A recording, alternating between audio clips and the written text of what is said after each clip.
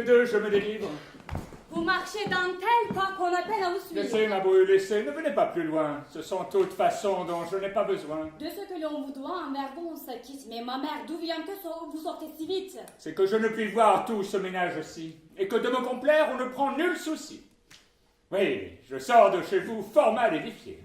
Dans toutes mes leçons, j'y suis contrarié.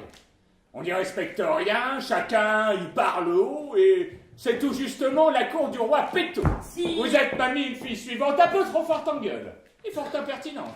Vous vous mêlez surtout de donner votre avis. Mais vous êtes un sot. En 3 lettres, mon fils. C'est moi qui vous le dis, qui suis votre grand-mère, et j'ai prédit 100 fois à mon fils, votre père, que vous preniez tout l'air d'un méchant garnement, et ne lui donneriez jamais que du tourment. Je crois. Mon Dieu, sa sœur. Oh, vous faites la discrète et vous n'y touchez pas, tant vous semblez doucette. Mais il n'est, comme on dit, pire eau que l'eau qui dort, et vous menez sous chape un train que je hais fort. Mais ma mère... Avouez qu'il ne vous en déplaise, votre conduite en tout est tout à fait mauvaise. Vous devriez leur mettre un bon exemple aux yeux, et leur défunte mère en user beaucoup mieux. Vous êtes dépensière, et cet état me blesse que vous alliez vêtue ainsi qu'une princesse. Quiconque à son mari veut plaire seulement, ma bru, n'a pas besoin de tant d'ajustements. Mais madame, après tout... Ah, pour vous, monsieur son frère, je vous estime fort, vous aime et vous révère. Mais enfin, si j'étais de mon fils son époux, je vous prierais bien fort de n'entrer point chez nous. Sans cesse vous prêchez des maximes de vivre qui, par d'honnêtes gens, ne se doivent point suivre. Je vous parle un peu franc, mais c'est là mon humeur, et je ne mâche point ce que j'ai sur le cœur. Votre monsieur Tartuffe est bien heureux sans doute. C'est un homme de bien qu'il faut que l'on écoute, et je ne puis souffrir, sans me mettre en courroux, de le voir querellé par un fou comme vous. Quoi, je souffrirais, moi, qu'un cagot de critique vienne usurper séant un pouvoir tyrannique? Et que nous ne puissions à rien nous divertir si ce beau monsieur-là n'y daigne consentir? S'il le faut écouter et croire à ses maximes, on ne peut faire rien qu'on ne fasse des crimes, car il contrôle tout, ce critique zélé. Et tout ce qu'il contrôle est fort bien contrôlé. C'est au chemin du ciel qu'il prétend vous conduire. Et mon fils, à l'aimer, vous devrez tous induire. Non, voyez-vous, ma mère, il n'est père ni rien qui me puisse obliger à lui vouloir du bien. Je trahirais mon cœur de parler d'autre sorte. Sur ces façons de faire, à tout coup je m'emporte. J'en prévois une suite, et qu'avec ce petit plat, il faudra que j'en vienne à quelque grand éclat. Certes, c'est une chose aussi qui scandalise de voir qu'un inconnu séant s'impatronise, qu'un gueux qui, quand il vint, n'avait pas de souliers, et dont l'habit valait autant que ce dernier, en vienne jusque-là que de se méconnaître, de contrarier tout et de faire le maire. Eh, merci de ma vie, il en irait bien mieux, si tous se gouvernaient par ses ordres pieux. Il passe pour un saint dans votre fantaisie. Tout son fait, croyez-moi, n'est rien qu'hypocrisie. Voyez la langue. À lui non plus qu'à son Laurent, je ne me fierai, moi, que sur un bon garant. Oh, je ne sais ce qu'au fond le serviteur, peut-être, mais pour homme de bien, je garantis le maître. Vous ne lui voulez mal et ne le querellez qu'à cause qu'il vous dit à tous vos vérités. C'est contre le péché que son cœur se courrouce, et le chemin du ciel est tout ce qui le touche. Oui, mais pourquoi, surtout depuis un certain temps, ne saurait-il souffrir qu'aucun hante séant? En quoi blesse le ciel une visite honnête pour en faire un vacarme à nous rompre la tête? Veut-on que là-dessus je m'explique, entre nous? Je crois que de madame, il est ma foi jaloux. Taisez-vous et songez aux choses que vous dites. Ce n'est pas lui tout seul qui blâme ses visites. Tout ce tracas qui suit les gens que vous hantez, ces carrosses sans cesse à la porte plantée, et de tant de laquais le bruyant assemblage font un éclat fâcheux dans tout le voisinage. Je veux croire qu'au fond il ne se passe rien, mais enfin on en parle, et cela n'est pas bien. Et voulez-vous, madame, empêcher qu'on ne cause? Ce serait dans la vie une fâcheuse chose si pour les sots discours où l'on peut être mis, il fallait renoncer à ses meilleurs amis. Et quand même, on pourrait se résoudre à le faire. Croirez-vous obliger tout le monde à se taire? Contre la médisance, il n'est point de rempart. À tous les sots caqués, n'ayons donc nul égard. Efforçons-nous de vivre avec toute innocence. Et laissons aux causeurs une pleine licence. Daphné, notre voisine et son petit époux, ne seraient-ils point ceux qui parlent mal de nous? Ceux de qui la conduite offre le plus à rire sont toujours sur autrui les premiers à médire. Ils ne manquent jamais de saisir promptement l'apparente lueur du moindre attachement, d'en semer la nouvelle avec beaucoup de joie et d'y donner le tour qu'ils veulent qu'on y croie. Des actions d'autrui teintent de leur couleur. Ils pensent dans le monde autoriser les leurs, et sous de faux espoirs de quelque ressemblance, aux intrigues qu'ils ont donné de l'innocence, ou faire ailleurs tomber quelques traits partagés de ce blâme public dont ils sont trop chargés. Tous ces raisonnements ne font rien à l'affaire. On sait qu'Orante mène une vie exemplaire. Tous ses soins vont au ciel. Et j'ai su par des gens qu'elle condamne fort le train qui va séant. L'exemple est admirable et cette dame est bonne. Il est vrai qu'elle vit en austère personne, mais l'âge dans son âme a mis ce zèle ardent, et l'on sait qu'elle est prude à son corps défendant. Tant qu'elle a pu des cœurs attirer les hommages, elle a fort bien joui de tous ses avantages. Mais voyant de ses yeux tous les brillants baissés, au monde qui la quitte, elle veut renoncer, et du voile pompeux d'une haute sagesse, de ses attraits usés, déguisés à faiblesse. Ce sont là les retours des coquettes du temps. Il leur est dur de voir renoncer aux galants. Dans un tel abandon, leur sombre inquiétude ne voit d'autre recours que le métier de prude. Et la sévérité de ces femmes de bien sont sur toutes choses et ne pardonnent à rien, hautement d'un chacun. Elles blâment la vie, non point par charité, mais par un trait d'envie qui ne saurait souffrir qu'une autre, et des plaisirs dont le penchant de l'âge a sevré leur désir. Voilà les contes bleus qu'il vous faut pour vous plaire. Ma brûle, on est chez vous contrainte de se taire, car madame a jasé, tient le dé tout le jour. Mais enfin, je prétends discourir à mon tour. Je vous dis que mon fils n'a rien fait de plus sage qu'en recueillant chez soi ce dévot personnage. Que le ciel au besoin l'a séant envoyé pour redresser à tous votre esprit fourvoyé. Que pour votre salut vous le devez entendre, et qu'il ne reprend rien qui ne soit à reprendre. Ces visites, ces bals, ces conversations sont du malin esprit toutes inventions. Là, jamais on entend de pieuses paroles. Ce sont propos oisifs, chansons et fariboles. Bien souvent, le prochain en a sa bonne part, et l'on y sait médire et du tiers et du quart. Enfin, des gens sensés ont leur tête troublée de la confusion de telles assemblées. 1000 caquets divers s'y font en moins de rien. Et comme l'autre jour un docteur dit fort bien, c'est véritablement la tour de Babylone, car chacun y babille, et tout du long de l'aune. Et pour conter l'histoire où ce point l'engagea, voilà-t-il pas monsieur qui ricane déjà?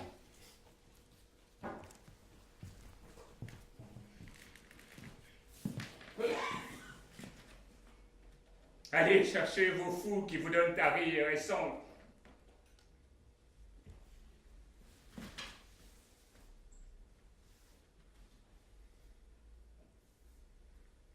Adieu, madame. Je ne peux plus rien dire.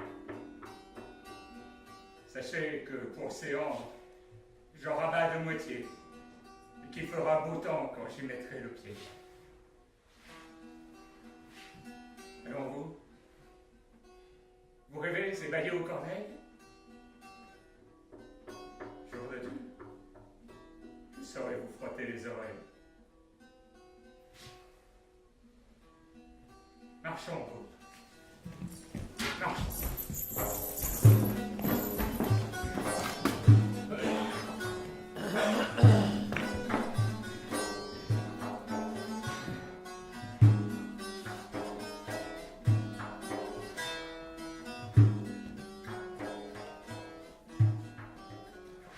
Je n'y veux point aller, de peur qu'elle ne vente encore me quereller. Que cette bonne femme. Ah, certes, c'est dommage qu'elle ne vous ouït tenir un tel langage. Elle vous dirait bien qu'elle vous trouve bon et qu'elle n'ait point d'âge à lui donner ce nom. Comme elle sait pour rien contre nous échauffer. Et que de son tartuffe. Elle paraît coiffée. Ah, vraiment, tout cela n'est rien au prix du Fils. Et si vous l'aviez vu, vous diriez, c'est bien pis. Nos troubles l'avaient mis sur le pied d'homme sage, et pour servir son peuple, il montra du courage.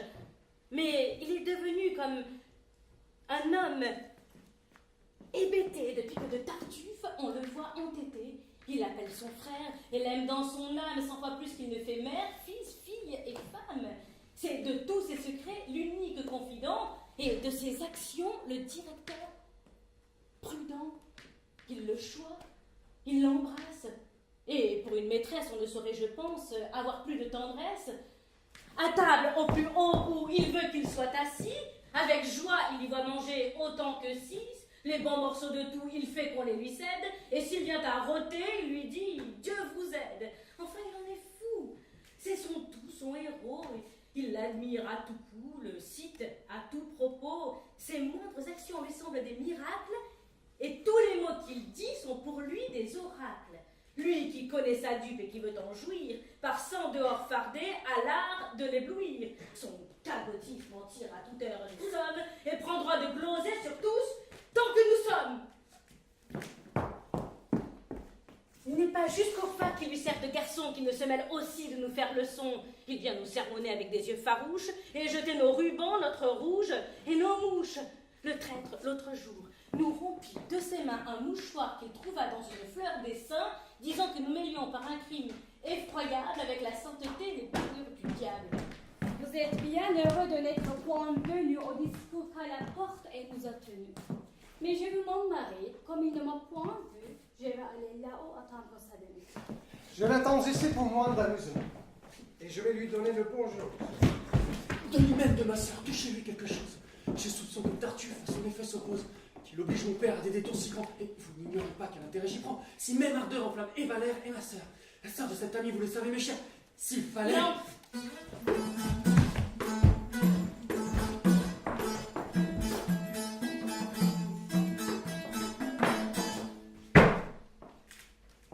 Ah, mon frère, bonjour. Je sortais, et j'ai joie à vous voir de retour. La campagne à présent n'est pas beaucoup fleurie. Mon frère, attendez, je vous prie. Vous voulez bien souffrir pour m'ôter du souci que je m'informe un peu des nouvelles d'ici. Tout ce temps passé, c'est de bonne sorte.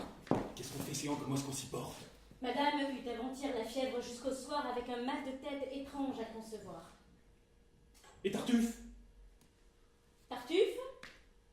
Il se porte à merveille, gros et gras, le teint frais et la bouche vermeille. Ah, le pauvre. Le soir, elle eut un rendez-vous et ne put au souper toucher à rien du tout, tant sa douleur de tête était encore cruelle. Et Tartuffe? Il soupa, lui tout seul, devant elle, et fort dévotement, il mangea 2 perdrix, avec une moitié de gigot en hachis. Le pauvre homme. La nuit se passa tout entière sans qu'elle pût fermer un moment la paupière. Des chaleurs l'empêchaient de pouvoir sommeiller, et jusqu'au jour côté d'elle, il nous fallut veiller. Et Tartuffe? Pressé d'un sommeil agréable, il passa dans sa chambre au sortir de la table, et dans son lit bien chaud, il se mit tout soudain ou sans trouble. Il dormit jusqu'au lendemain. Le pauvre homme. À la fin, par nos raisons gagnées, elle se résolut à souffrir la saignée, et le soulagement suivit tout aussitôt. Et Tartuffe? Il reprit courage comme il faut, et contre tous les maux fortifiant son âme, pour réparer le sang qu'avait perdu madame, but à son déjeuner 4 grands coups de vin. Le pauvre homme. Tous deux se portent bien, enfin, et je vais annoncer à madame par avance la part que vous prenez à sa convalescence. À votre nez, mon frère, et serai de vous, et sans avoir dessein de vous mettre en cours, je vous dirai tout franc que c'est à l'injustice. A-t-on jamais parlé d'un semblable caprice? Et ce petit canon met un charme aujourd'hui à vous faire oublier toute chose pour lui, qu'après avoir chez vous réparé sa misère, vous en veniez au point. Halte là, mon beau frère, vous ne connaissez pas celui dont vous parlez. Je ne le connais pas puisque vous le voulez, mais enfin pour savoir quel homme ce peut être. Mon frère, vous seriez charmé de le connaître et vos ravissements ne prendraient point de fin. Ah, c'est un homme. Ah, un homme. Un homme, enfin, qui suit bien ses leçons, goûte une paix profonde et comme du fumier regarde tout le monde. Oui, je deviens tout autre avec son entretien. Il m'enseigne à n'avoir affection pour rien. De toute amitié, il détache mon âme et je verrai mourir frère, enfant, mère et femme, que je m'en soucierai autant que cela. les sentiments humains, mon frère, que... Ah, si vous saviez comme j'en fis rencontre, vous auriez pour lui l'amitié que je montre. Chaque jour, à l'église, il venait d'un air doux, vis-à-vis de moi, se mettre à 2 genoux. Et il attirait les yeux de l'assemblée entière par l'ardeur dont au ciel il faisait sa prière. Il faisait des soupirs, de grands élancements, et baisait humblement la terre à tout moment. Et lorsque je sortais, il me devançait vite pour m'aller à la porte offrir de l'eau bénite. Instruit par son garçon qui dans tout l'imitait, et de son indigence et de ce qu'il était, je lui faisais des dons. Mais avec modestie, il me voulait toujours en rendre une partie. C'est trop, me disait-il, c'est trop de la moitié, je ne mérite pas de vous faire pitié. Et lorsque je refusais de le vouloir reprendre, au pauvre à mes yeux, il allait le répandre. Ah, enfin, le ciel chez moi me le fit retirer depuis ce temps-là. Tout semble y prospérer. Je vois qu'il reprend tout. Et qu'à ma femme même, il prend pour mon honneur un intérêt extrême. Il m'avertit des gens qui lui font les yeux doux, et plus que moi, 6 fois il s'en montre jaloux. Mais vous ne croiriez point jusqu'au bout de son zèle. Il s'impute à pécher la moindre bagatelle. Un rien presque semble le scandaliser. Jusque-là, qu'il se vint l'autre jour accusé d'avoir pris une puce en faisant sa prière et de l'avoir tué avec trop de colère.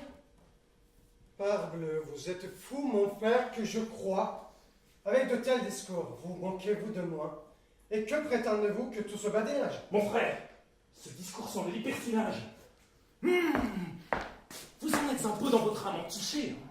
Et comme je vous l'ai plus de 10 fois prêché, vous attirerez quelques méchantes affaires. Voilà de vos pareils le discours ordinaire. Ils veulent que chacun soit aveugle, comme eux. C'est très libertin que d'avoir de bons yeux, et qui n'adore pas de veine si malgré, n'a ni respect ni foi pour les choses sacrées. Allez, tous vos discours ne me font point de peur. Je sais comme je parle, et le ciel voit mon cœur. De tous vos façonniers, on n'est point les esclaves. Il est de faux dévots, ainsi que de faux braves. Et comme on ne voit pas qu'où l'honneur les conduit, les vrais braves soient ceux qui font beaucoup de bruit. Les bons et vrais dévots qu'on doit suivre à la trace ne sont pas ceux aussi qui font tant de grimaces. Et quoi? Vous ne ferez nulle distinction entre l'hypocrisie et la dévotion. Voulez-vous les traiter d'un semblable langage et rendre même honneur au masque qu'au visage? Égaler l'artifice à la sincérité, confondre l'apparence avec la vérité, estimer le fantôme autant que la personne et la fausse monnaie à l'égal de la bonne. Les hommes, la plupart sont étrangement. Dans la juste nature, on ne les voit jamais. La raison a pour eux des bornes trop petites. En chaque caractère, il passe ses limites. Et la plus noble chose, il la garde souvent, pour la vouloir outrée, et pousser trop avant. Que cela vous soit dit en passant, mon beau-frère. Oui, vous êtes sans doute un docteur qu'on révère. Tout le savoir du monde est chez vous retiré. Vous êtes le seul sage et le seul éclairé. Un oracle, un Caton dans le siècle que nous sommes, et près de vous, ce sont des sots que tous les hommes. Je ne suis point, mon frère, un docteur révérend. Et le savoir chez moi n'est pas tout retiré. Mais en un mot, je sais pour toute ma science, du faux avec le vrai, faire la différence. Et comme je ne vois nul genre de héros qui soit plus apprisé que les parfaits dévots, aucune chose au monde est plus noble et plus belle que la sainte ferveur d'un véritable zèle. Aussi ne vois-je rien qui soit plus odieux que le dehors plâtré d'un zèle spécieux, que ces francs charlatans, que ces dévots de place, de qui la sacrilège et trompeuse grimace abuse impunément, et se joue à leur craie de ce qu'ont les mortels de plus saint et sacré. Ces gens qui, par une âme à l'intérêt soumise, font de dévotion métier et marchandise, et veulent acheter crédit et dignité à prix de faux clins d'yeux et d'élans affectés. Ces gens riches qu'on voit d'une ardeur non commune, par le chemin du ciel, courir à leur fortune, qui brûlant et priant demandent chaque jour et prêchent la retraite au milieu de la cour, qui savent ajuster leurs ailes avec leurs vices, sont prompts, vindicatifs, sans foi et pleins d'artifices. Et pour perdre quelqu'un, couvrant seulement de l'intérêt du ciel leur fier ressentiment. D'autant plus dangereux dans leur âpre colère qu'ils prennent contre nous des armes qu'on révère, et que leur passion, dont on leur sait bon gré, veut nous assassiner avec un fer sacré.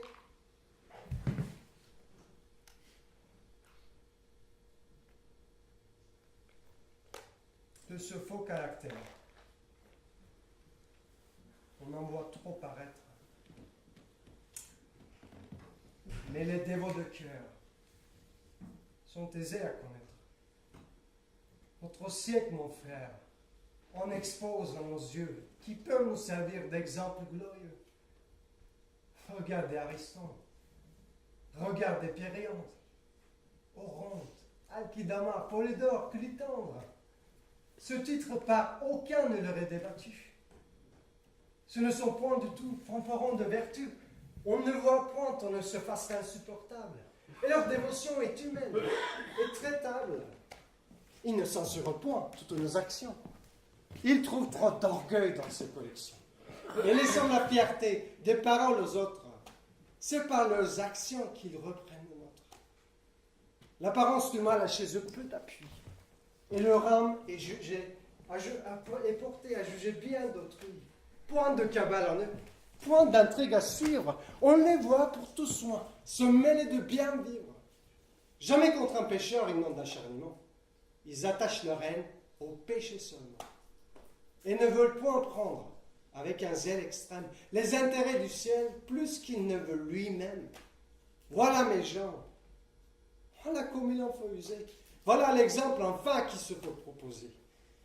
Votre homme, à dire vrai, n'est pas de ce modèle. C'est de fort bonne foi que vous vantez son zèle, mais par un faux éclat, je vous crois ébloui.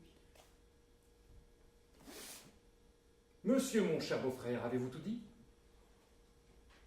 Oui. Je suis votre valet. De grâce, un mot, mon frère. Laissons là ce discours. Vous savez que Valère pourrait être votre gendre, la parole de vous. Oui, Vous aviez pris jour pour un lien si doux. il est vrai, Pourquoi donc indifférer la fête? je le sais, Auriez-vous d'autres pensées en tête? peut-être. Mais vous voulez changer votre foi? Je ne dis pas cela. Nul obstacle, je crois, ne vous peut empêcher d'accomplir vos promesses. Selon. Pour dire un mot, faut-il tant de finesse? Valère sur ce point me fait vous visiter. Le ciel en soit loué. Mais que lui reporter? Tout ce qui vous plaira. Mais il est nécessaire de savoir vos desseins. Quels sont-ils donc? De faire ce que le ciel voudra. Mais parlons tout de bon. Valère à votre foi, la tiendrez-vous ou non? Adieu. Pour son amour, je crains une distance. Et je dois l'avertir de tout ce qui se passe.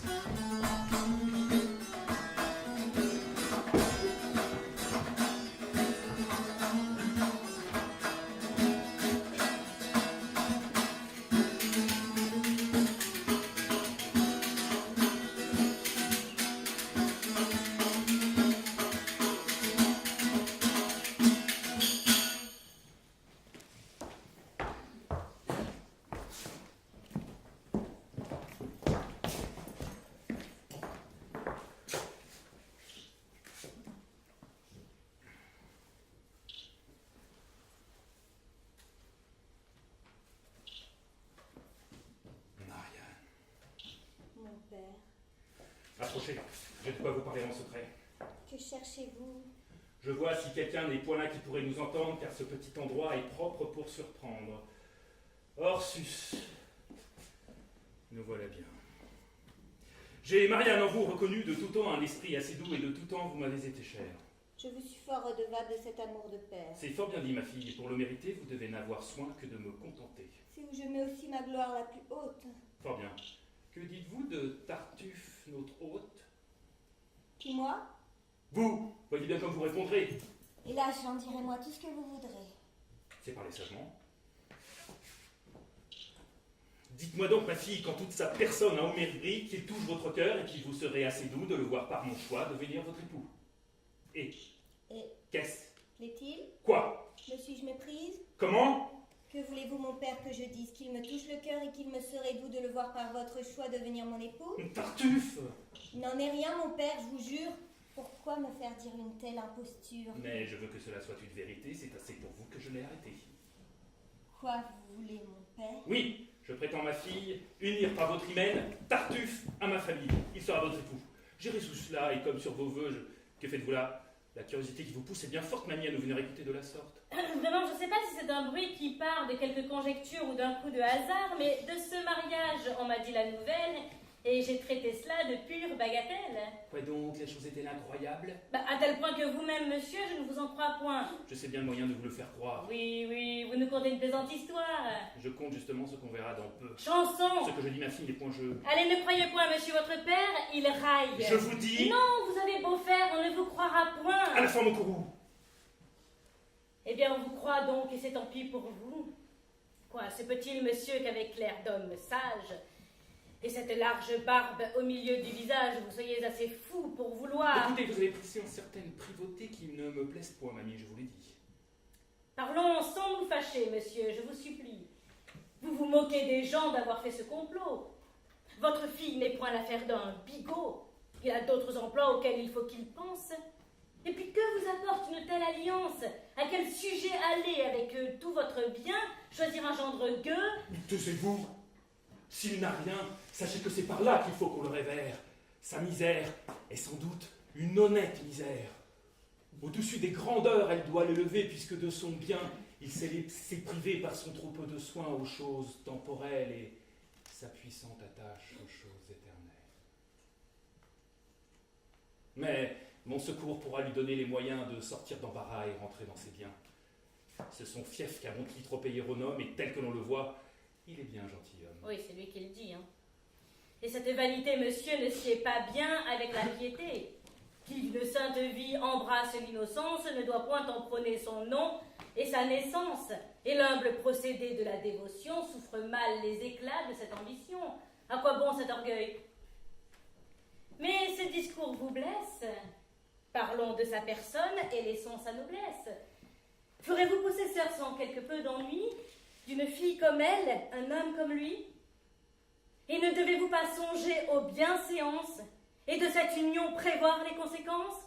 Sachez que d'une fille on risque la vertu lorsque dans son hymen son goût est combattu, que le dessein d'y vivre en honnête personne dépend des qualités du mari qu'on lui donne, et que ceux dont partout on montre au doigt le front font leurs femmes souvent ce qu'on voit qu'elles sont. Il est bien difficile enfin d'être fidèle à de certains maris faits d'un certain modèle. Et qui donne à sa fille un homme qu'elle est responsable au ciel des fautes qu'elle fait? Songez à quel péril votre dessein vous livre.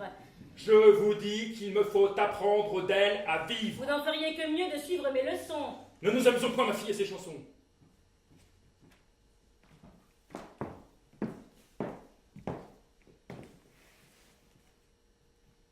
Je sais ce qu'il vous faut, et je suis votre père. J'avais donné pour vous ma parole à Valère, mais outre qu'à jouer on dit qu'il est enclin, je le soupçonne d'être encore un peu libertin. Je ne remarque pas qu'il hante les églises. Et voulez-vous qu'il y court à vos heures précises, comme ceux qui n'y vont que pour être aperçus? Je ne demande pas votre avis là-dessus. Enfin, avec le ciel, l'autre est le mieux du monde. Et c'est une richesse à nulle autre seconde. Cet hymen de tout bien comblera vos désirs. Il sera tout confit en douceur et plaisir. Ensemble, vous vivrez dans vos ardeurs fidèles comme deux vrais enfants, comme deux tourterelles. À nul fâcheux débat jamais vous n'en viendrez, vous ferez de lui tout ce que vous voudrez. Elle n'en fera qu'un saut, je vous assure. Ouais, quel discours! Je dis qu'il en a en colure, et que son ascendant monsieur l'emportera sur toute la vertu que votre fille aura. Cessez de m'interrompre et songez à vous taire sans m'être vous tourner, vous n'avez que faire. Je n'en parle, monsieur, que pour votre intérêt. C'est prendre trop de soin, taisez-vous s'il vous plaît. C'est long de vous aimer. Je ne veux pas quand même. Et je veux vous aimer, monsieur, malgré vous-même. Ah! Votre honneur m'est cher, et je ne puis souffrir qu'au brocard d'un chacun vous alliez vous offrir. C'est une conscience que de vous laisser faire une telle alliance. Te diras-tu serpent dans les traits effrontés? Ah, vous êtes dévot et vous vous emportez. Oui, ma bite s'échauffe à toutes ces fadaises et tout résolument, je veux que tu te taises. Soit. Mais ne disant mot, je n'en pense pas moins. Pense-le si tu veux, ma bite, tes soins ne m'ont pas parlé ou... Suffit.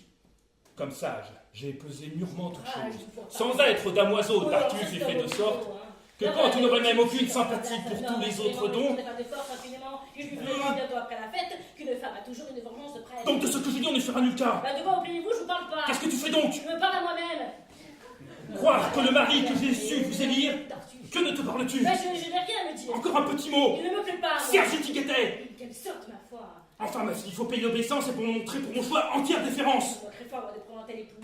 Oh, vous avez là, ma fille, une peste avec vous, avec qui sans péché je ne saurais plus vivre. Ces discours insolents m'ont mis l'esprit en feu et je vais prendre l'air pour me rasseoir.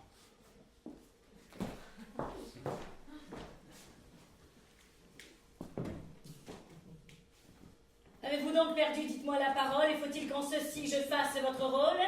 Souffrir qu'on vous propose un projet insensé, sans que du moindre mot vous l'ayez repoussé. Contre un père absolu, que veux-tu que je fasse? Ce qu'il faut pour parer une telle menace. Quoi? Lui dire qu'un cœur n'aime point par autrui, que vous vous mariez pour vous, non pas pour lui, qu'étincelle pour qui se fait toute l'affaire, c'est à vous, non à lui, que le mari doit plaire, et que si son Tartuffe est pour lui si charmant, il ne peut épouser sans nul empêchement. Un père, je l'avoue, a sur nous tant d'empire, que je n'ai jamais eu la force de rien dire. Raisonnons. Valère a fait pour vous des pas, l'aimez-vous, je vous prie, ou ne l'aimez-vous pas? Envers mon amour, ton injustice est grande, Dorine. Me dois-tu faire cette demande? Ne t'ai-je pas là-dessus ouvert 100 fois mon cœur et ne sais-tu pas jusqu'où va mon ardeur? Que sais-je si le cœur a parlé par la bouche, et si c'est tout de bon que cet amour vous touche? Tu me fais grand tort, Dorine, d'en douter. Mes vrais sentiments ont su trop éclater. Enfin, vous l'aimez donc? Oui, une ardeur extrême. Et selon l'apparence, il vous aime de même. Je le crois. Et tous deux brûlez également de vous voir mariés ensemble. Assurément, Sur cette autre union, quelle est donc votre attente? de me donner la mort, si l'on me violente. Fort bien. D'un recours où je ne songeais pas, vous n'avez qu'à mourir pour sortir d'embarras. Le remède, sans doute, est merveilleux. J'enrage lorsque j'entends tenir ces sortes de langage. Mon Dieu, de quelle humeur, Dorine, tu te rends? Tu ne compatis point au déplaisir des gens. Je ne combattis point à qui dit des sornettes, et dans l'occasion, mollet comme vous faites. Que veux-tu si j'ai de la timidité? Mais l'amour dans un cœur veut de la fermeté. Mais n'en garderai-je point pour les feux de Valère, et n'est-il pas à lui de m'obtenir d'un père? Mais quoi? Si votre père est un bourru fieffé qui sait de son Tartuffe entièrement coiffé et manque à l'union qu'il avait arrêtée, la faute à votre amant doit-elle être imputée? Mais par un haut refus et d'éclatant mépris, ferais-je par mon choix voir un cœur trop épris? Sortirais-je pour lui quelque éclat dont il brille, de la pudeur du sexe et du devoir de fille? Et veux-tu que mes feux par le monde étalés? Ah non, je ne veux rien. Je vois que vous voulez être à Monsieur Tartuffe et j'aurai, quand j'y pense, tort de vous détourner d'une telle alliance. Quelle raison aurais-je à combattre vos vœux? Le parti de soi-même est fort avantageux. Monsieur Tartuffe, n'est-ce rien qu'on propose? Certes, Monsieur Tartuffe a bien prendre la chose, n'est pas un homme, non, qui se mouche du pied, et ce n'est pas peu d'heure que d'être sa moitié. Tout le monde déjà de gloire le couronne. Il est noble chez lui. Bien fait de sa personne, il a l'oreille rouge et le teint bien fleuri, vous vivrez trop contente avec un tel mari. Mon Dieu! Quelle allégresse aurez-vous dans votre âme quand d'un époux si beau, vous verrez la femme? Cesse, je te prie, d'un semblable discours, et contre cet hymen, ouvre-moi du secours. C'en est fait. Je me rends. Je suis prête à tout faire. Non. Il faut qu'une fille obéisse à son père, voulut-il lui donner un singe pour époux. Votre sort est fort beau, de quoi vous plaignez-vous? Vous irez par le coche en sa petite ville, quand oncles et cousins vous trouverez fertiles, et vous vous plairez fort à les entretenir. D'abord chez le beau monde, on vous fera venir. Vous irez visiter pour votre bienvenue Madame la Baïve et Madame l'élu, qui d'un siège pliant vous feront honorer. Là, dans le carnaval, vous pourrez espérer le bal, la grande bande, à savoir 2 musettes, parfois Fabotin et les marionnettes. Ah, tu me fais mourir. De tes conseils, songe plutôt à me secourir. Je suis votre servante. Et Dorine de grâce. Il faut pour vous punir que cette affaire passe. Ma pauvre fille. Non. Si mes vœux déclarés. Point Tartuffe est votre homme, et vous en tâterez. Tu sais qu'à toi, je me suis toujours confiée. Non. Vous serez, ma foi, tartuffier. Et bien, puisque mon sort ne saurait t'émouvoir, laisse-moi désormais tout à mon désespoir. C'est de lui que mon cœur empruntera de l'aide et je sais de mes mots l'infaillible remède. Et là, revenez. Je quitte mon courroux. Il faut nonobstant tout avoir pitié de vous. Vois-tu, si on m'expose à ce cruel martyr, je te le dis, Dorine, faudra que j'expire. Ah, ne vous tourmentez point, on peut adroitement empêcher. Mais voici Valère, votre amant. On vient de débiter, madame, une nouvelle que je ne savais pas, qui sans doute est belle, Quoi? que vous épousez Tartuffe. Il est certain que mon père s'est mis en tête ce dessein. Votre père, madame. A changé de visée, la chose vient par lui de m'être proposée. Quoi? Sérieusement? Oui, sérieusement, il est pour cette hymen déclaré hautement. Et quel est le dessein où votre âme s'arrête, madame? Je ne sais. La réponse est honnête, vous ne savez? Non, Non? que me conseillez-vous? Je vous conseille, moi, de prendre cet époux. Vous me le conseillez? Ouais. Tout de bon? Sans doute. Le choix est glorieux, mais il faut bien qu'on l'écoute. Eh bien, c'est un conseil, monsieur, que je Vous reçois. n'aurez pas grand-peine à le suivre, je crois. Pas plus qu'à le donner en a souffert votre âme. Moi, je vous l'ai donné pour vous plaire, madame. Moi, je le suivrai pour vous faire plaisir. Voyons ce qui pourra de ceci réussir. C'est donc ainsi qu'on aime, mais c'était tromperie quand vous... Ne parlons plus de cela, je vous prie. Vous m'avez dit tout franc que je dois accepter celui que pour époux on me veut présenter. Et je déclare, moi, que je prétends le faire, puisque vous m'en donnez le conseil salutaire. Vous excusez point sur mes intentions, vous aviez pris déjà pour des solutions. Vous saisissez d'un prétexte frivole pour vous autoriser à manquer de pas. Il est vrai, c'est bien dit. Sans doute. Et votre cœur n'a jamais eu pour moi de véritable ardeur. Hélas, permis à vous d'avoir cette pensée. Oui. Oui. Permis à moi. Mais mon âme offensée vous préviendra peut-être en un pareil dessein, et je sais où porter et mes voeux et ma main. Je n'en doute point. Et les ardeurs qu'excite le mérite. Mon Dieu, laissons-le le mérite, j'en ai fort peu sans doute, et vous en faites foi, mais j'espère aux bontés qu'une autre aura pour moi. Et j'en sais de qui l'âme à ma retraite ouverte consentira sans honte à réparer ma perte. La perte n'est pas grande, et de ce changement vous vous consolerez assez facilement. C'est vraiment possible, et vous m'y pouvez croire.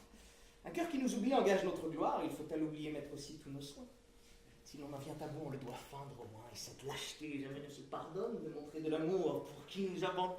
Ce sentiment sans doute est noble et relevé. Fort bien, et d'un chacun, il doit être approuvé. Quoi? Vous voudriez qu'à jamais, dans mon âme, je gardasse pour vous les ardeurs de ma flamme, et vous visse, à mes yeux, passer en d'autres bras, sans mettre ailleurs, un cœur dont vous ne voulez pas. Au contraire, pour moi, c'est ce que je souhaite. Et je voudrais déjà que la chose fût faite. Vous le voudriez? Oui, C'est assez m'insulter, madame. Et de ce pas, je vais vous contenter. fort bien. Souvenez-vous au moins que c'est vous-même qui contraignez mon cœur à cet effort extrême. Oui. Et que le dessein que mon âme conçoit n'est rien qu'à votre exemple, madame. À mon exemple, soit, Suffit, vous allez être à point nommé servi. tant mieux. Vous me voyez, c'est pour toute ma vie. À la bonne heure. Ah, Quoi? ne m'appelez-vous pas? Moi? Vous rêvez? Eh bien, je poursuis donc mes pas. Adieu, madame. Adieu, monsieur. Pour moi, je pense que vous perdez l'esprit par cette extravagance. Et je vous ai laissé tout du long quereller pour voir où tout cela pourrait en faire aller. Oh là, Seigneur Valère. Que veux-tu, Dorine? Venez ici. Non, le dépit me domine. Ne me détourne point de ce qu'elle a. Arrêtez. Non, vois-tu, c'est un point résolu. Il souffre à me voir, ma présence le chasse, et je ferais bien mieux de lui quitter la place. À l'autre, où courez-vous? Laisse. Il faut revenir. Non, Dorine, en vain, tu veux me retenir. Encore, diront trop fait de vous si je le veux. Cessez ce badinage et venez ça tous deux. Quel est ton dessein? Qu'est-ce que tu veux faire? Vous bien remettre ensemble et vous tirer d'affaire. Êtes-vous fou d'avoir un pareil démêlé? Pas entendu comme elle m'a parlé? N'êtes-vous folle, vous, de vous être emporté? N'as-tu pas vu la chose et comme il m'a traité? Sottise des deux parts. Elle n'a d'autre choix que de se conserver à vous, j'en suis témoin. Il n'aime que vous seul et n'a point d'autre envie que d'être votre époux, j'en réponds sur la vie. Et pourquoi me donner un semblable conseil? Comment demander sur un sujet pareil? Vous êtes fous tous deux, hein. Ça la main l'un et l'autre. Allons-vous. À quoi bon ma main?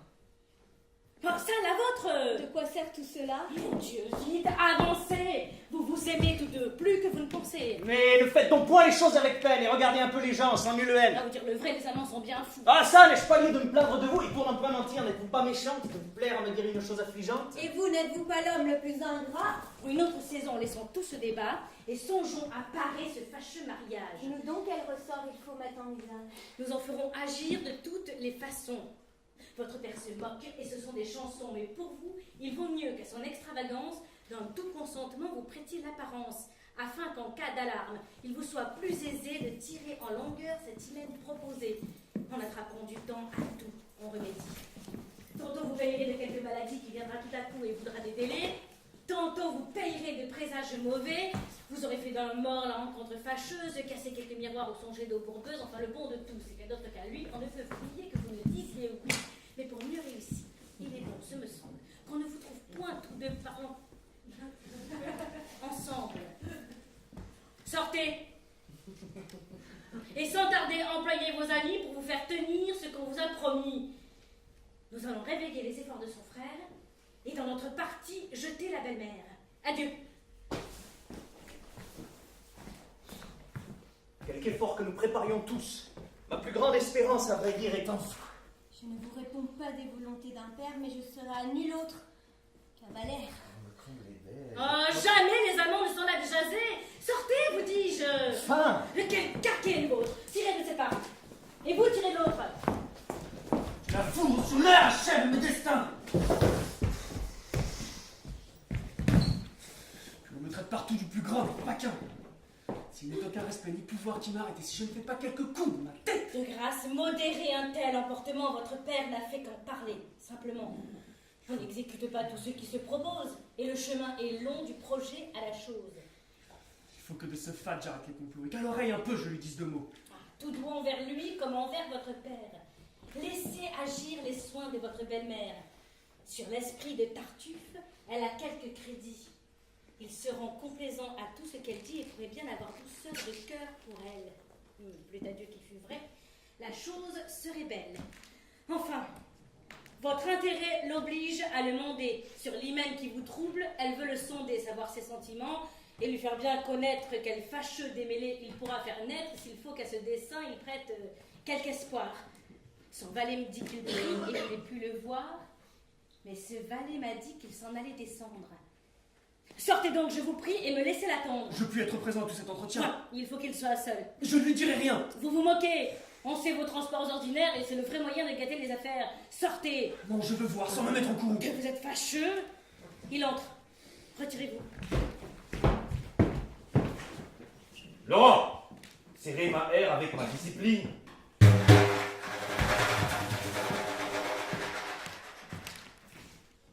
Et priez toujours que le ciel vous illumine.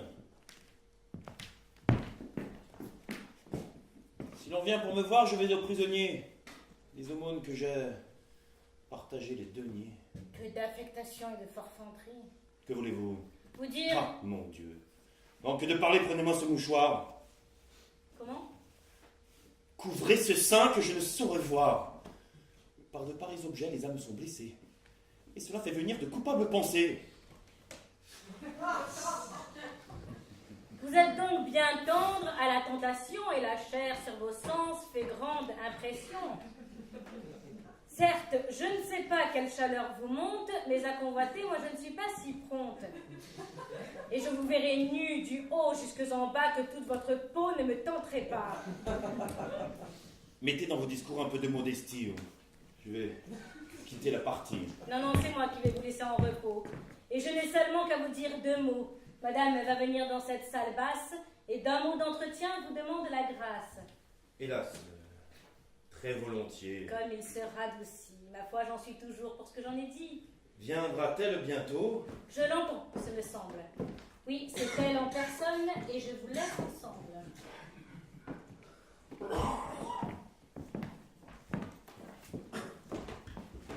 Que le ciel à jamais par sa toute bonté et de l'âme et du corps vous donne la santé et bénisse vos jours autant que le désir le plus humble de ceux que son amour inspire. Je suis fort obligée à ce souhait pieux. Mais prenons une chaise afin d'être un peu mieux.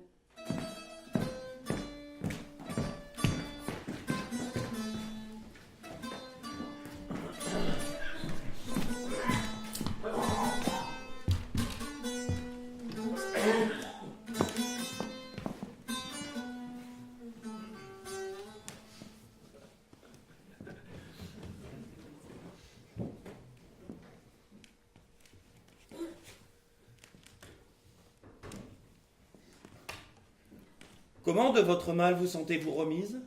Fort bien, et cette fièvre a bientôt quitté prise. Mes prières n'ont pas le mérite qu'il faut pour avoir attiré cette grâce d'amour. Et je n'ai fait au ciel nulle dévote instance qui n'ait eu pour objet votre convalescence. Votre zèle pour moi s'est trop inquiété.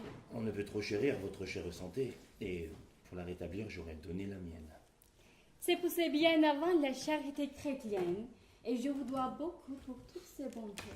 Je fais bien moins pour vous que vous ne méritez. J'ai voulu vous parler en secret d'une affaire et suis bien aise ici qu'aucun ne nous éclaire. Et j'en suis ravi de même.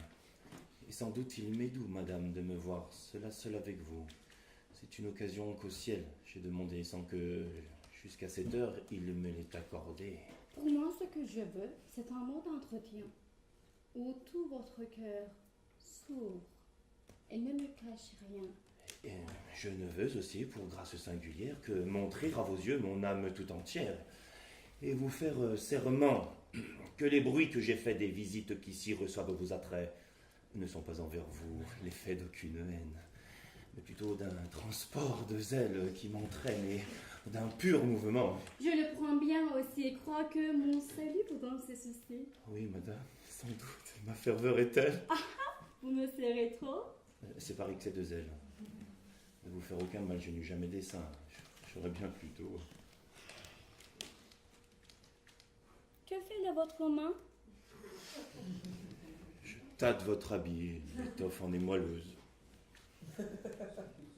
Laissez de grâce, je suis fort chatouilleuse. Oh mon Dieu, que de ce point, l'ouvrage est merveilleux. On travaille aujourd'hui d'un air miraculeux. J'en mets en toutes choses. On a vu si bien faire. Il est vrai, mais parlons un peu de notre affaire. On tient que mon mari veut dégager sa foi et vous donner sa fille. Est-il vrai, dites-moi? Il m'en a dit 2 mots, mais madame, à vrai dire, ce n'est pas le bonheur après quoi je soupire. Et je vois autre part les merveilleux attraits de la félicité qui fait tous mes souhaits. C'est que vous n'aimez rien des choses de la terre. Mon sein n'enferme pas un cœur qui soit de pierre. Pour moi, je crois qu'au ciel tente tous vos soupirs et rien ici-bas n'arrête vos désirs. L'amour qui nous attache aux beautés éternelles n'étouffe pas en nous l'amour des temporels. Nos sens facilement peuvent être charmés des ouvrages parfaits que le ciel a formés. Ces attraits réfléchis brillent dans vos pareils, mais il étale en vous ses plus rares merveilles. Il a sur votre face épanché des beautés dont les yeux sont surpris et les corps transportés. Et je n'ai pu vous voir, parfaite créature, sans admirer en vous l'auteur de la nature. Et d'une ardente amour, sentir mon cœur atteint au plus beau des portraits où lui-même il s'est peint. D'abord, j'appréhendais que cette ardeur secrète ne fût du noir esprit une surprise à droite. Et même à fuir vos yeux, mon cœur se résolut, vous croyant être un obstacle à faire mon salut. Mais enfin, je connus, ô beauté tout aimable, que cette passion peut n'être point coupable, que je puis l'ajuster avec la pudeur. Et c'est ce qui m'y fait abandonner mon cœur.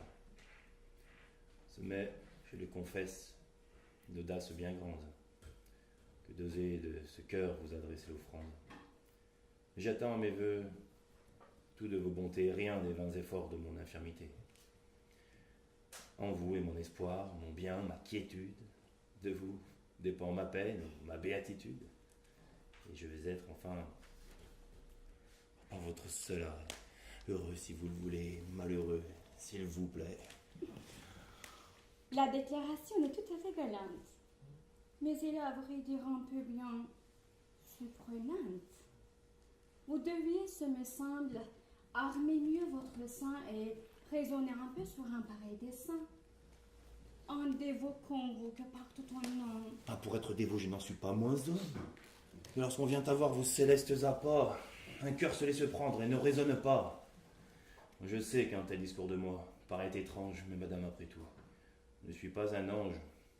Et si vous condamnez l'aveu que je vous fais, vous devez vous en prendre à vos charmants attraits. Dès que j'en vis briller la splendeur plus qu'humaine, de mon intérieur vous fûtes souveraine.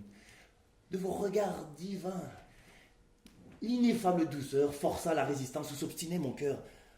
Surmonta tout, jeûne, prière, larmes. tourne à tous mes voeux du côté de vos charmes. Mes yeux et mes soupirs vous l'ont dit 1000 fois. Mais pour mieux m'expliquer, j'emploie ici la voix.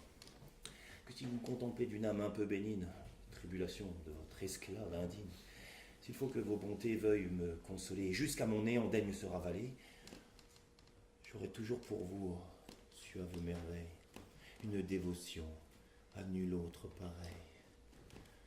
Votre honneur avec moi ne court point de hasard, et n'a nulle disgrâce à craindre de ma part. Tous ces galants de cour dont les femmes sont folles, sont bruyants dans leurs faits et vains dans leurs paroles. De leur regard sans cesse, on les va se targuer. Ils n'ont nulle disgrâce qui m'aille divulguer, et leurs langues indiscrètes en qui l'on se confie déshonorent l'autel. Les cœurs sacrifient, mais les gens comme nous brûlent d'un feu discret, avec qui pour toujours on est sûr du secret. Le soin que nous prenons de notre renommée répond en toute chose à la personne aimée. Et c'est en nous qu'on trouve, acceptant notre cœur, de l'amour sans scandale et du plaisir sans peur. Je vous écoute dire votre rhétorique. En termes assez forts, mon âme s'explique. N'apprenez-vous point que je ne sois d'humeur à dire à mon mari cette galante ardeur, et que le prompt avis d'un amour de la sorte ne peut bien altérer l'amitié qu'il vous porte? Je sais que vous avez trop de bénignité et que vous ferez grâce à mes témérités, que vous m'excuserez sur l'humaine faiblesse et violent transport d'un amour qui vous blesse, et considérerez en regardant votre air qu'on n'est pas aveugle et qu'un homme est de chair. D'autres prendraient cela d'autre façon peut-être, mais ma discrétion se veut faire paraître. Je ne ruderai point l'affaire à mon époux, mais je veux en revanche une chose de vous, c'est de presser tout franc et sans nulle chicane l'union de Valère avec de Marien. De renoncer vous-même à l'injuste pouvoir qui veut du bien d'un autre, enrichir votre espoir et... Non, madame, non! Ceci doit se répandre. J'étais dans ces lieux d'où j'ai pu tout entendre, et la bonté du ciel me semble avoir conduit pour confondre l'orgueil d'un traître qui me nuit, pour m'ouvrir une voie, à prendre la vengeance de son hypocrisie et de son insolence, à détromper mon père et lui mettre en plein jour l'âme d'un scélérat qui lui parle d'amour. Non, Damis! Il suffit qu'il se rende plus sage et tâche à mériter la grâce, je m'engage. Puisque je l'ai promis, ne m'en dédites pas. Ce n'est point mon humeur de faire des éclats.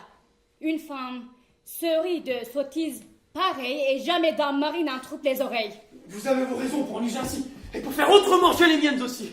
Le vouloir épargner est une raillerie, et l'insolent orgueil de sa cagoterie n'a triomphé que trop de mon juste courroux, et que trop excitait le désordre chez nous. Le fourbe, trop longtemps à gouverner mon père et desservi mes feux avec ceux de Valère. Il faut que du perfide il soit désabusé, et le ciel pour cela m'offre un moyen d'essayer. De cette occasion, je lui suis redevable, et pour la négliger, elle est trop favorable. Ce serait mérité qu'il me la barre que de la prendre en main et ne pas m'en servir. Damis! Non, s'il vous plaît, il faut que je me croie. Mon âme est maintenant au comble de sa joie, et vos beaux discours prétendent m'obliger à quitter le plaisir de me pouvoir manger. Sans plus attendre, je vais vider la paix. Et voici justement de quoi me satisfaire. Nous allons régaler mon père votre abord d'un incident tout frais qui vous surprendra fort. Ah, vous êtes bien payé de toutes vos caresses. Et monsieur, d'un beau prix, reconnaît vos tendresses. Son grand zèle pour vous vient de se déclarer.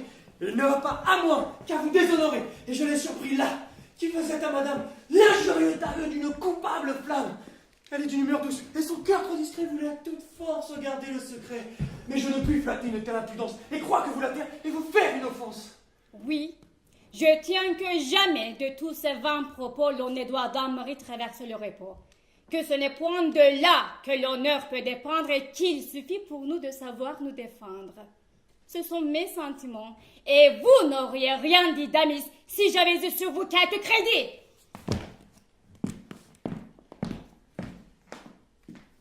Ce que je viens d'entendre au ciel est-il croyable? Oui, mon frère, je suis un méchant, coupable, malheureux pécheur, tout plein d'iniquité, le plus grand scélérat qui jamais ait été. Chaque instant de ma vie est chargé de souillure, je n'ai qu'un amas de crimes et d'ordures. Et je vois que le ciel, pour ma punition, me veut mortifier en cette occasion. De quelques grands forfaits qu'on puisse honorer Prenez garde d'avoir l'orgueil de m'en défendre. Croyez ce qu'on vous dit. Armez votre courroux comme un criminel. Chassez-moi de chez vous. Je ne saurais avoir tant de honte en partage que je n'en ai encore mérité davantage. Ah, traître! Oses bien-tu par cette fausseté vouloir de sa vertu ternir la pureté? Quoi, la femme du sort, son âme hypocrite, vous faire démentir? Et toi, peste maudite! Ah, laissez-le parler, vous l'accusez à tort. Il ferait bien mieux de croire à son rapport. Pourquoi sur un tel fait m'être si favorable? Savez-vous après tout de quoi je suis capable? Vous fiez-vous, mon frère, à mon extérieur? Pour tout ce qu'on voit, me croyez-vous meilleur? Non, vous vous laissez tromper à l'apparence. Je ne suis rien moins hélas que ce qu'on pense. Tout le monde me prend pour un homme de bien, mais en vérité pure que je veux ne vaut rien. Oui, mon cher fils, parlez. Traitez-moi de perfide, d'infâme, de perdu, de voleur, d'homicide. Permettez-moi de n'encore plus détester. Je ne contredis point, je les ai mérités, j'en veux à genoux souffrir. Une ignominie comme une honte due au crime de ma vie. Mon frère, c'en est trop. Ton cœur ne se rend point traître. Quoi, ces discours vous séduiront au point? Tais-toi, bandard. Mon frère, levez-vous de grâce. Levez-vous de grâce. Enfin, il peut. Tais-toi. J'enrage, quoi, je passe! Tais-toi. Si tu dis un seul mot, je te romprai les bras. Mon frère, au nom de Dieu, ne vous emportez pas. J'aimerais mieux souffrir ma peine que je suis Ingrat. Ah, laissez-le en paix, s'il faut à deux genoux vous demander sa grâce. Hélas, vous moquez-vous? Coquin, vois sa bonté. Donc, paix. Quoi, je? Paix, dis. Je sais bien quel motif vous oblige. Vous le haïssez tous. Et je vois aujourd'hui femme, enfant et valet déchaînés contre lui. On met impudemment toutes choses en usage pour ôter de chez moi ce dévot personnage. Mais plus on fait d'efforts afin de l'en bannir, plus j'en veux employer à les mieux retenir. Et je vais me hâter de lui donner ma fille pour confondre l'orgueil de toute ma famille. À recevoir sa main, on pense l'obliger? Oui, traître, et dès ce soir, pour vous faire enrager.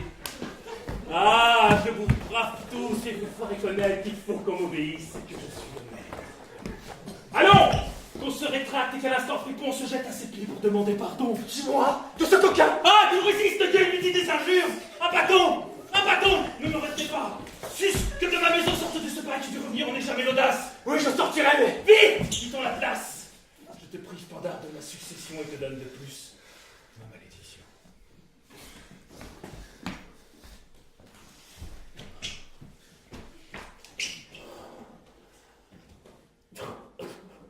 Offenser à la sorte une sainte personne.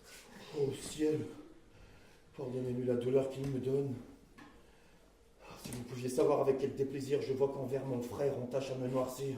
Hélas. La seule pensée de cette ingratitude fait souffrir à mon âme un supplice si rude. L'horreur que j'en conçois, j'ai le cœur si serré que je ne puis parler. Crois que j'en mourrai. Coquin, je me repens que maman t'ait fait grâce et n'était pas d'abord assommé sur la place. Remettez-vous, mon frère, ne vous fâchez pas. Rompons le cours de ces fâcheux débats. Je regarde Céan. Quel grand trouble j'apporte. Je crois qu'il est besoin, mon frère, que j'en sorte. Comment? En moquez-vous? En miel. Et je vois qu'on cherche à vous donner des soupçons de ma foi. Qu'importe. Voyez-vous que mon cœur les écoute? Il ne manquera pas de poursuivre, sans doute. Ces mêmes rapports qu'ici vous rejetez, peut-être une autre fois seront-ils écoutés. Non, mon frère, jamais. Ah, mon frère, une femme d'un mari peut bien surprendre l'âme. Non, non. Ah, laissez-moi vite, en m'éloignant d'ici, leur ôter tout sujet de m'attaquer ainsi. Non, vous demeurerez libre de ma vie. Faudra donc que je me mortifie.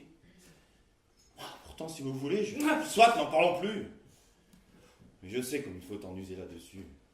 L'honneur est délicat, et l'amitié m'engage à prévenir les bruits et les sujets d'ombrage. Je fuirai votre femme, et vous ne me verrez. Non, en dépit de tous, vous la fréquenterez.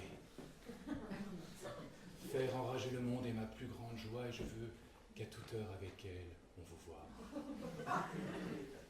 Ce n'est pas tout encore.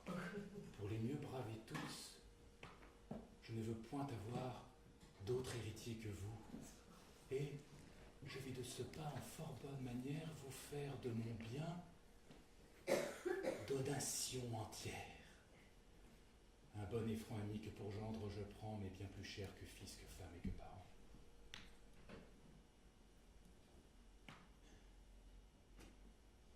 N'accepterez-vous pas ce que je vous propose? La volonté du ciel soit faite en toutes choses. Le pauvre homme. Allons vite en dresser un écrit que puisse l'envie en crever de dépit.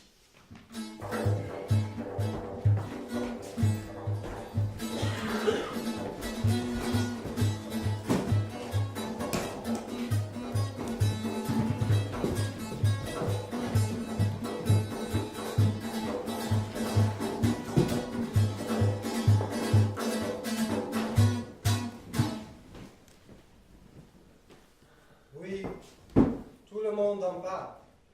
Et vous m'en pouvez croire, l'éclat que fait ce bruit n'est point à votre gloire. Et je vous ai trouvé, monsieur, fort à propos, pour vous en dire honnête ma pensée en deux mots. Je n'examine point à fond ce qu'on expose, je passe là-dessus et pense au pis la chose. Supposons que Damis n'en ait pas bien usé, et que ce soit à tort qu'on vous est accusé. N'est-il pas d'un chrétien de pardonner l'offense, et d'étendre en son cœur tout désir de vengeance, et devez-vous souffrir pour votre démêlé que du logis d'un père, un fils soit exilé? Je vous le dis encore, et parle avec franchise, il n'est petit ni grand qui ne s'en scandalise. Et si vous m'en croyez, vous pacifierez tout, et ne pousserez point les affaires à bout. Sacrifiez à Dieu toute votre colère, et remettez le Fils en grâce avec le Père. Hélas, je le voudrais. Quant à moi, de bon cœur, je ne garde pour lui, monsieur, aucune aigreur. Je lui pardonne tout. De rien, je ne le blâme. Et voudrais le servir du meilleur de mon âme. Mais les intérêts du ciel n'y sauraient consentir. Et s'il rentre séant, c'est à moi d'en sortir. Après son action qui n'eut jamais d'égal, le commerce entre nous porterait du scandale. Dieu sait ce que d'abord tout le monde en croirait. À pure politique, on me l'imputerait. Et l'on dirait partout que, me sentant coupable, je feins pour qui m'accuse un zèle charitable. Que mon cœur l'appréhende et veut le ménager pour le pouvoir sous-main au silence engagé.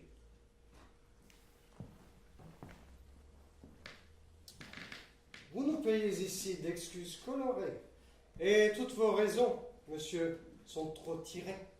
Des intérêts du ciel, pourquoi vous chargez-vous?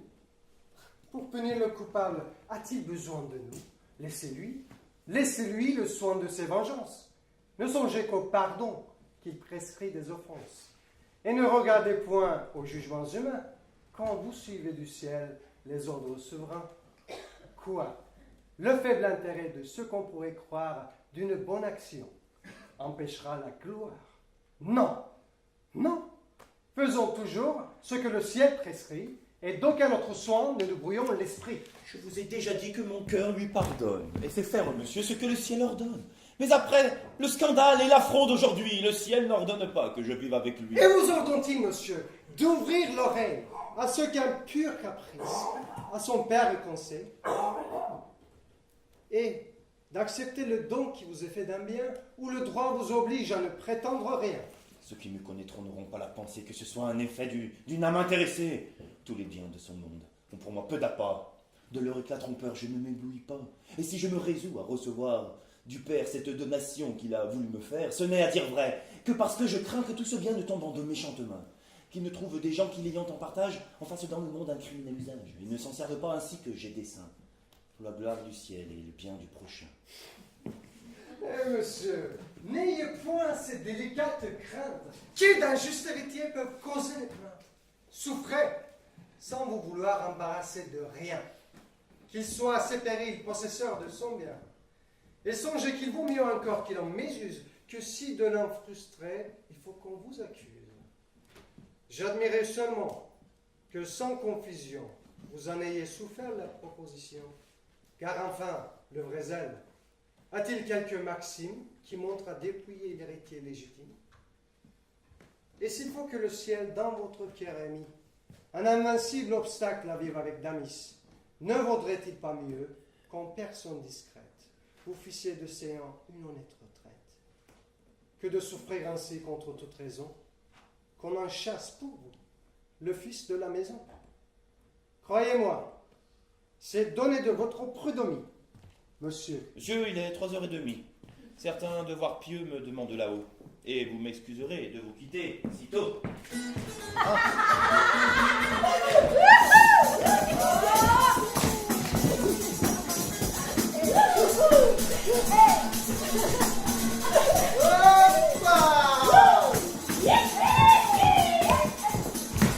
De grâce, avec nous, employez-vous pour elle. Monsieur, son âme souffre d'une douleur mortelle. Et l'accord que son père a conclu pour ce soir la met en désespoir.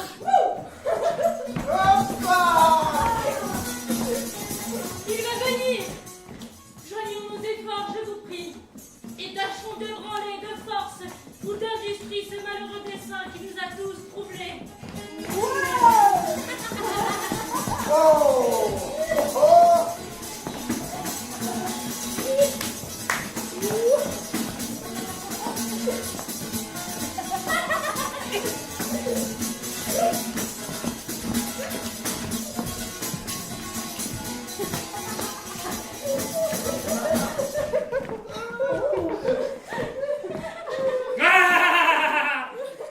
Je me réjouis de vous voir assemblés. Et je porte en ce contrat de quoi vous faire rire, et vous savez déjà ce que cela veut dire. Mon père, au nom du ciel qui connaît ma douleur, et par tout ce qui peut émouvoir votre cœur, relâchez-vous un peu des droits de ma naissance, et dispensez mes vœux de cette obéissance. Ne me réduisez point par cette dure loi, jusqu'à me plaindre au ciel de ce que je vous dois. Et cette vie, hélas, que vous m'avez donnée, ne me la rendez pas, mon père, infortuné. Si contre un doux espoir que j'avais pu former, vous me refusez d'être à ce que j'ose aimer. Enfin, par vos bontés qu'à vos genoux j'implore, sauvez-moi du tourment d'être à ce que j'abhorre, et ne me réduisez point à quelque désespoir, en vous servant sur moi de tout votre pouvoir. Allons, ferme mon cœur, point de faiblesse humaine. Vos tendresses pour lui ne me font point de peine. Faites-les éclater. Donnez-lui votre bien. Et si ce n'est assez, joignez-y tout le mien. J'y consens de bon cœur, et je vous l'abandonne. Mais au moins n'allez pas jusque à ma personne. Et souffrez qu'un couvent dans les austérités use les tristes jours que le ciel m'a comptés. Ah, voilà justement deux mères religieuses lorsqu'un père combat leurs flammes amoureuses. Debout! Plus votre cœur répugne à l'accepter, plus ce sera pour vous matière à mériter. Mortifiez vos sens avec ce mariage, et ne me rompez pas la tête davantage. Mais quoi? Taisez-vous, vous, et parlez votre écho. Je vous défends tout net d'oser dire un seul mot. Si par quelques conseils vous souffrez qu'on réponde. Mon frère, vos conseils sont les meilleurs du monde. Ils sont bien raisonnés, j'en fais un grand calme, et vous trouverez beaucoup de gens du soir. J'admire encore un coup cette faiblesse étrange.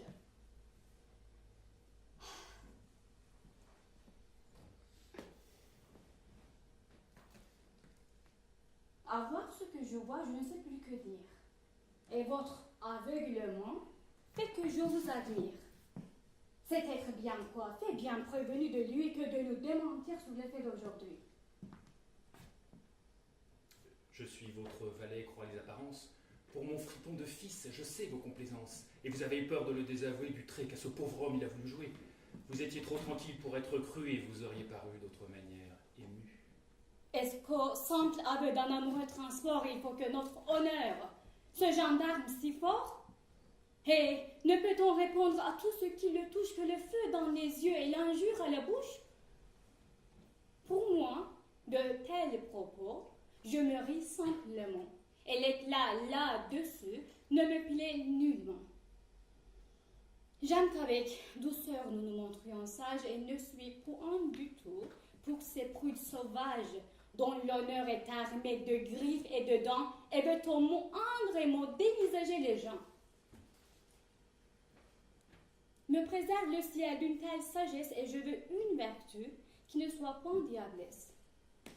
et croire que dans un refus la discrète froideur n'en est pas moins puissante à débuter un cœur. Enfin, je sais la faire et ne prends point le change. Oh, j'admire encore un peu cette faiblesse étrange. Mais que me répondrait votre incrédulité si je vous faisais voir qu'on vous dit vérité? Voir. Oui. Chanson. Mais quoi? Si je trouvais manière de vous le faire voir avec pleine lumière. Contes en l'air. Quel homme! Au moins, répondez-moi. Je ne vous parle pas de nous à juste foi, hein? Mais supposons ici que dans le lieu qu'on peut prendre, on vous fit clairement tout voir et tout entendre.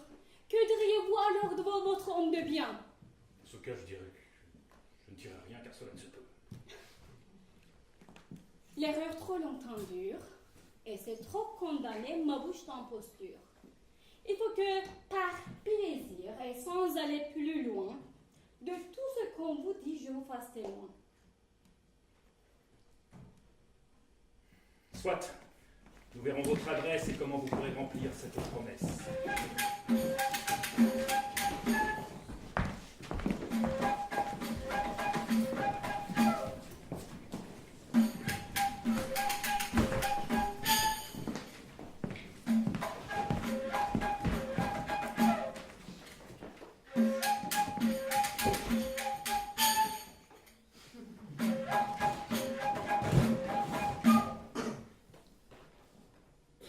Faites-le-moi venir. Son esprit est rusé et peut-être à surprendre, il sera malaisé. Non, on est aisément dupé par ce qu'on aime. Et l'amour-propre engage à se tromper soi-même. Faites-le-moi descendre et vous, retirez-vous.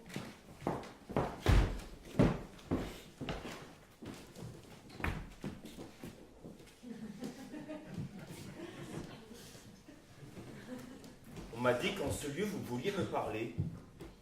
Oui, l'on a des secrets à vous y révéler. Mais tirez cette porte avant qu'on vous le dise et regardez partout de crainte de surprise. Une affaire pareille à celle de tantôt n'est pas assurément ici ce qu'il nous faut. Jamais il ne s'est vu de surprise de même. Damis m'a fait pour vous une frayeur extrême. Et vous avez bien vu que j'ai fait mes efforts pour rompre son dessein et calmer ses transports. Mon trouble, il est bien vrai, mais si fort possédé que de le démentir, je n'ai point eu l'idée. Mais par là, grâce au ciel, tout a bien mieux été. Et les choses en sont dans plus de sûreté. L'estime où l'on vous tient a dissipé l'orage. Et mon mari de vous ne peut prendre d'ombrage. Pour mieux braver l'éclat de mauvais jugements, il veut que nous soyons ensemble, à tout moment. Et c'est par où je puis, sans peur d'être blâmé, me trouver ici seul, avec vous, enfermé. Et ce qui m'autorise à vous ouvrir un cœur, un peu trop prompt peut-être, à souffrir votre ardeur.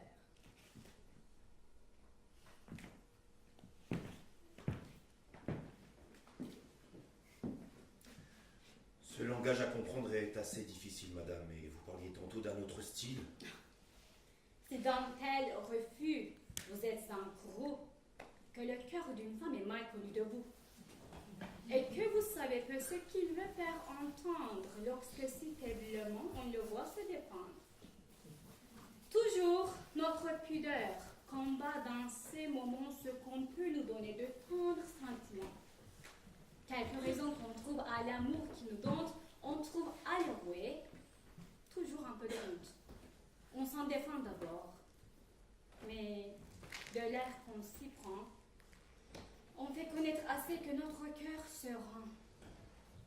Car nos vœux, par honneur, notre bouche s'oppose, que de tels refus promettent toutes choses.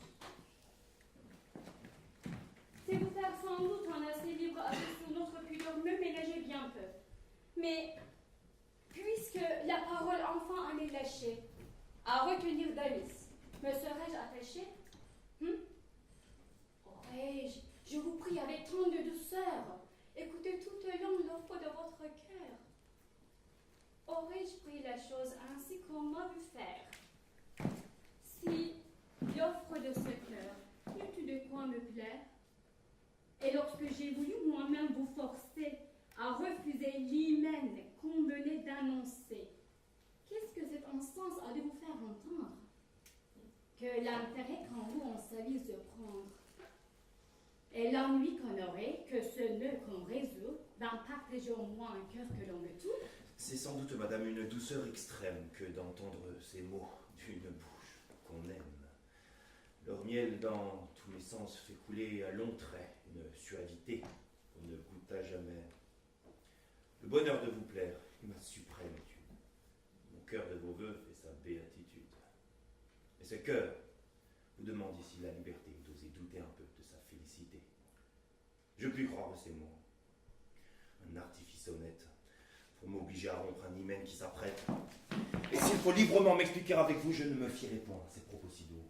Un peu de vos faveurs après quoi je soupire. Ils viennent m'assurer ici tout ce qu'ils m'ont pu dire. Planter dans mon âme une constante foi, les charmants gantés que vous avez pour moi. Quoi? Vous voulez aller avec cette vitesse et dans le cœur tout d'abord, épuiser la tendresse?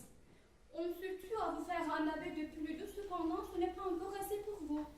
Et l'on ne peut aller jusqu'à vous satisfaire qu'aux dernières faveurs on ne pousse la terre. Moi, méritant bien d'en désespérer, nos voeux sur des discours ont peine à s'assurer. On soupçonne aisément un sort tout plein de gloire, et l'on veut en jouir avant que de le croire.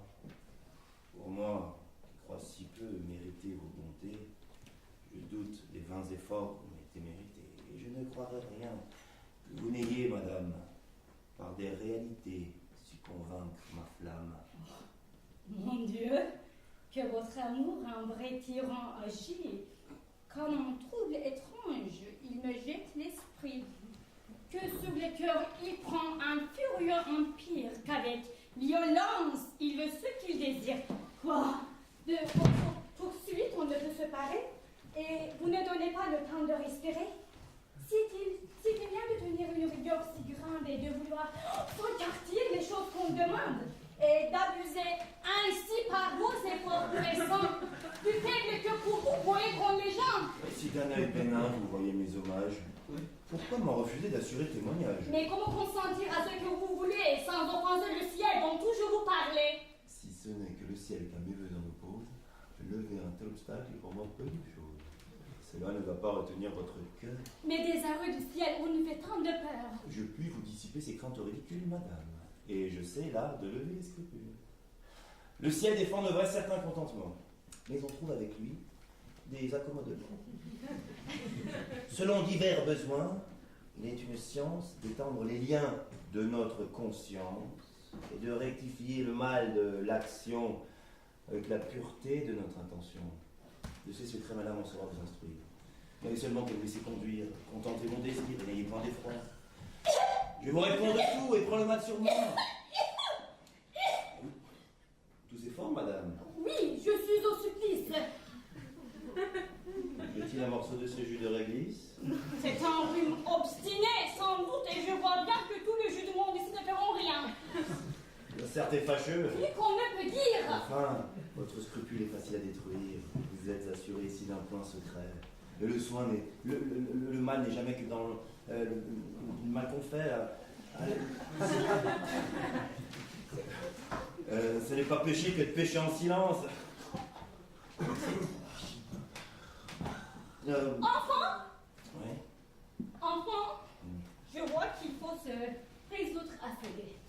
Il faut que je consente à vous tout accorder.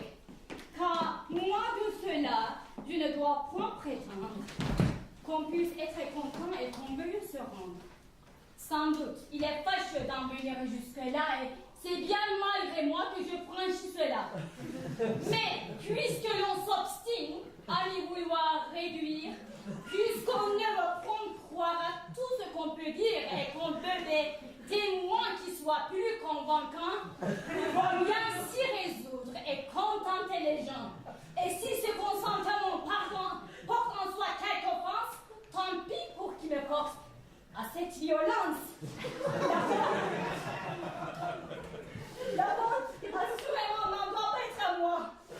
Ah oui, madame, on s'en charge.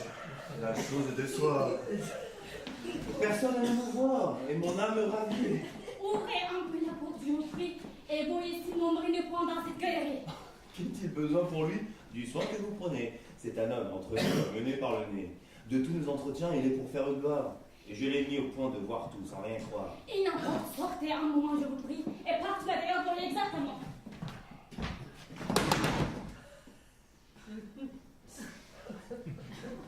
Voilà, je vous l'avoue, un abominable homme. Je n'en puis revenir et tout ceci, ma soeur. Quoi? Vous sortez si tôt? Vous vous moquez des gens? Rentrez sous le tapis, il n'est pas important. Attendez jusqu'au bout pour voir les choses sûres. Et ne vous fiez point aux simples conjectures. Non, rien de plus méchant n'est sorti de l'enfer. Mon Dieu, l'on ne doit point croire trop de légère. Laissez-vous bien convaincre avant que de vous rendre. Et ne vous hâtez point de peur de vous méprendre. J'ai visité de l'œil tout cet appartement.